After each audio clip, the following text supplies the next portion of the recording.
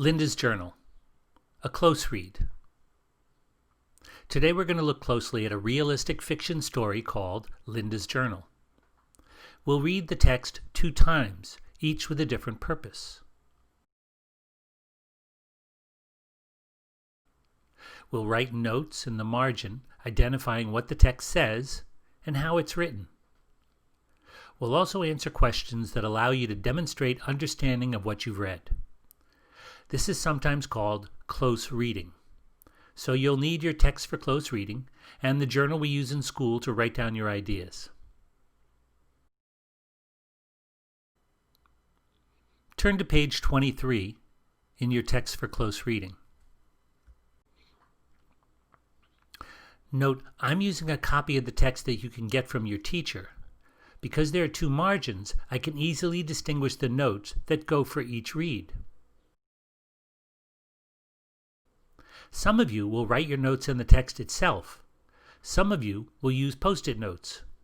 Use different colored pens or Post-its so you can identify which notes go with each purpose. The purpose for this first read is to get the gist of the passage. What's the story about? As you read, stop at the end of each paragraph or section and write a word or phrase to summarize what's happening. It could look like this. Linda's Journal. Linda! Hey, Linda! It's basketball time! My brother Jake sounded impatient and a little peeved, but I didn't care. There was something I needed to do, and it had nothing to do with basketball. I moved a little farther into the cave so he wouldn't see me if he decided to look down at this end of the beach.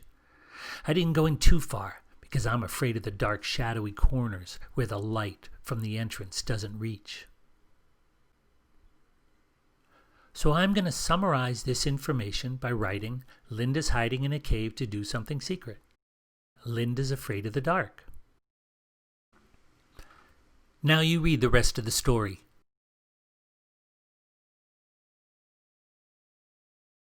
Writing phrases after each section to summarize the information. When you finish, you can write all of your phrases as sentences in your notebook. This is one way to make a summary of the story. Here are some text-dependent questions to answer in your journal.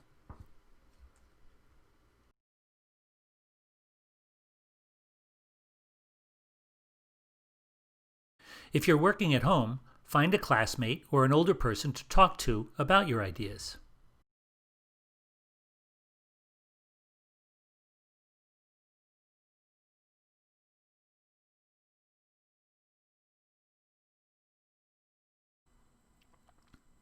The purpose for the second read is to examine the author's craft.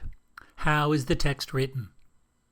Earlier in this unit, we noted that realistic fiction texts have some common features.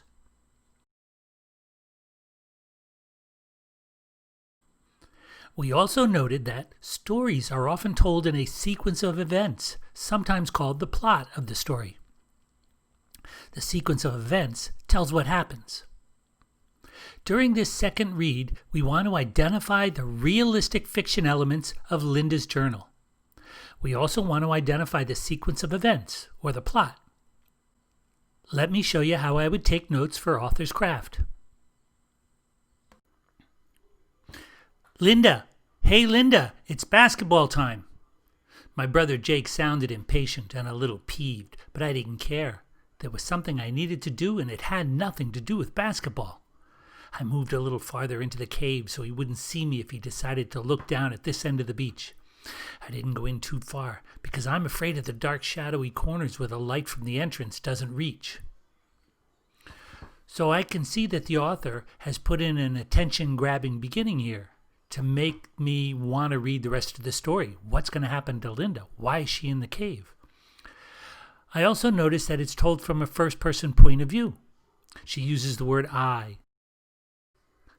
Continuing, I was there because I was determined to become a great writer.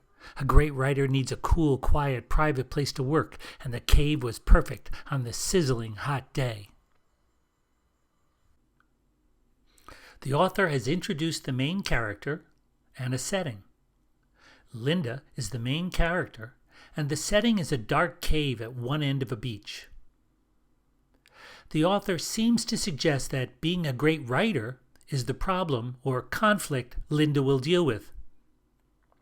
This is confirmed when Linda mentions her rivalry with Maria. Now finish reading the text for a second time. Write notes identifying the elements of realistic fiction and the sequence of events in the margins of your texts. Complete a story graphic organizer like this in your journal. Then answer these text-dependent questions in your journal as well. Be ready to share your ideas and observations when you're back together with your classmates.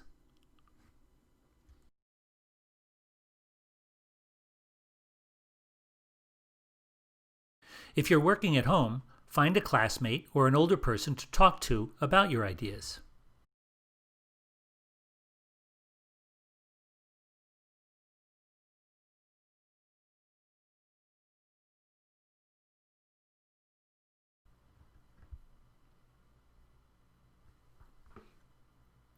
During our close reading, we've answered two questions. What was said and how was it said? We've made observations about what information was in the text and how that information was presented.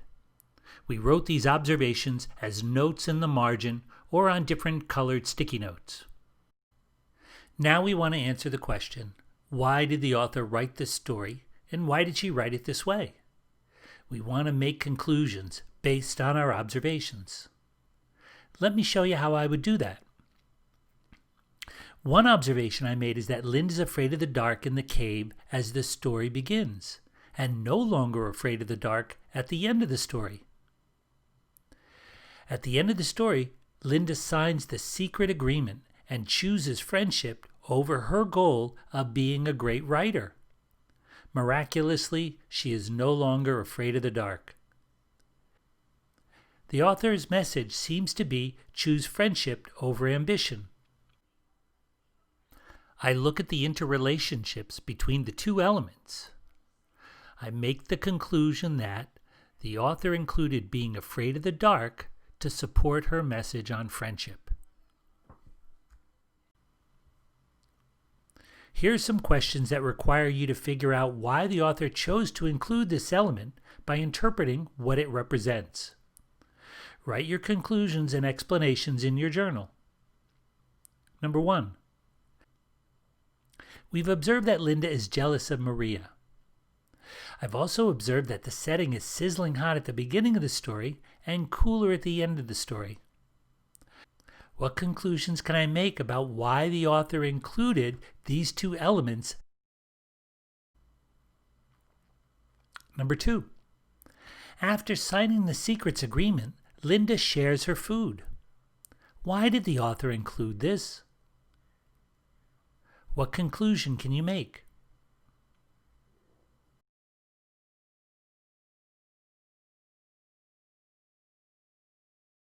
If you're working at home, find a classmate or an older person to talk to about your ideas.